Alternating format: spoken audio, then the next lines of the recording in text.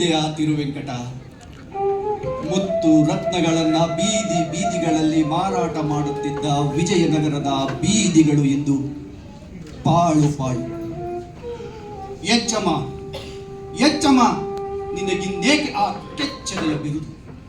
ನಿನಗಿನ್ನೇಕೆ ಕನ್ನಡ ರಾಷ್ಟ್ರ ವೀರನೆಂಬ ಪೊಗರು? ಆಯಿತು ಆಯಿತು, ಎಲ್ಲವೂ ಸರ್ವನಾಶವಾಗಿ ಹೋಯಿತು. ಅದು ವಿಜಯನಗರದ ಏಳಿಗೆ, ವಿಜಯನಗರದ ವೈಭವ, ಆ ವಿಜಯನಗರದ ನಾಶ, ವಿಜಯನಗರದ ನಾಶ ಸರ್ವನಾಶವಾಗಿ ಹೋಯಿತು. ಎಲ್ಲವೂ ಸರ್ವನಾಶವಾಗಿ ಹೋಯಿತು. ಹೊಡೆಯರೆ, ಕಳೆದು ಹೋದದನ್ನು ಚಿಂತಿಸಿ ಫಲವಿಲ್ಲ. ತಾಳಿದವನು ಬಾಳಿಯಾನೆಂಬ ನಾನುಡಿಯನ್ನು ಮನದಲ್ಲಿಟ್ಟುಕೊಳ್ಳಿ. ಹೇಳಿ ಪ್ರಭು, ಹೇಳಿ. ಇಲ್ಲ ತಿರುವೆಂಕಟ, ನಾನು ದುಃಖಿಸುತ್ತಿರಲಿಲ್ಲ.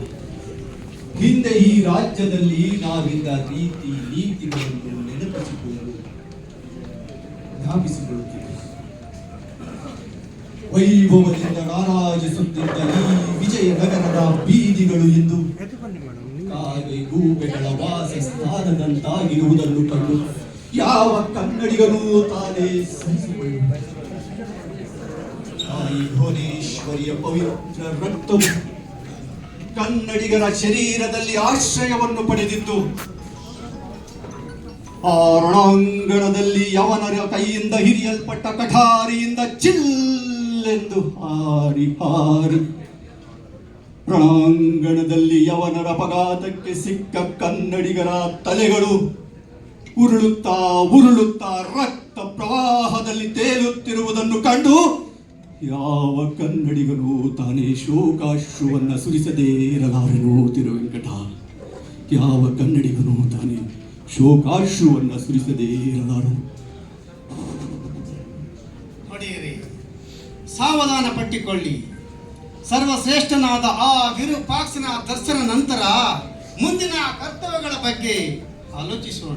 ಏನು ವಿರೂಪಾಕ್ಷನ ದರ್ಶನ? ನಮಗಿನ್ನೇಕೆ ಆ ವಿರೂಪಾಕ್ಷನ ದರ್ಶನ? ನಮಗೆ ದೇವರೇ ಇಲ್ಲವೆಂದು ಸ್ಥಿರವಾಗಿ ಹೋಯಿತು.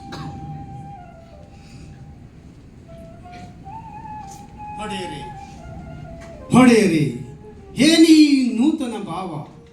ಆ ವಿರೂಪಾಕ್ಷನ ಸರ್ವ ಭಕ್ತರಾದ ನೀವು ಆ ಭಗವಂತನ ಮೇಲೆ ನಿಮಗೆ ಅಷ್ಟು ನಂಬಿಕೆವಿಲ್ಲವೇ? ದುಷ್ಟ ಶಿಕ್ಷಕನು ಶಿಷ್ಯ ರಕ್ಷಕನು ಆದ ಆ ವಿರೂಪಾಕ್ಷನ ಮೇಲೆ ನಂಬಿಕೆ ಇಡಿ. ದುಷ್ಟ ಶಿಕ್ಷಕನು ದುಷ್ಟ ಶಿಕ್ಷಕನಾಗಿದ್ದರೆ ಗೆದ್ದ ಯವನರಿಗೆ ಇಷ್ಟವಾಗುತ್ತಿದ್ದರೆ, ಶಿಷ್ಟ ರಕ್ಷಕನಾಗಿದ್ದರೆ ಪುರ ವಿಶಿಷ್ಟವನ್ನು ಸುಟ್ಟು ತಾನು ಸಂತೃಪ್ತನಾಗುತ್ತಿದ್ದನೆ. ಏಕೆ ದೇವ, ಏಕೆ ನಮ್ಮ ಮೊರೆಯು ನಿನಗೆ ಕೇಳಿಸಲಿಲ್ಲವೇ?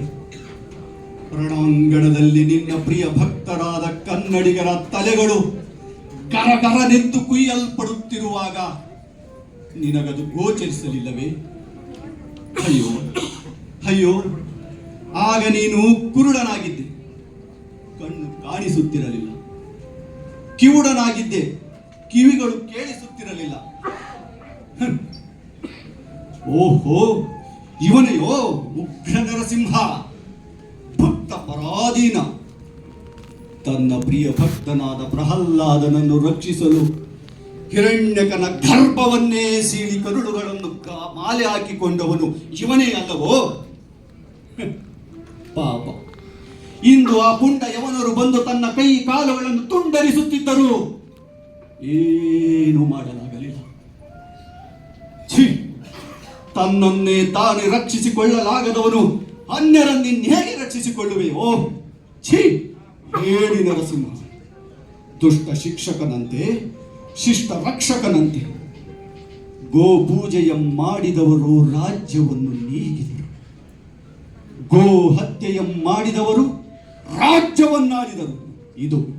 ಇದು ಧರ್ಮ.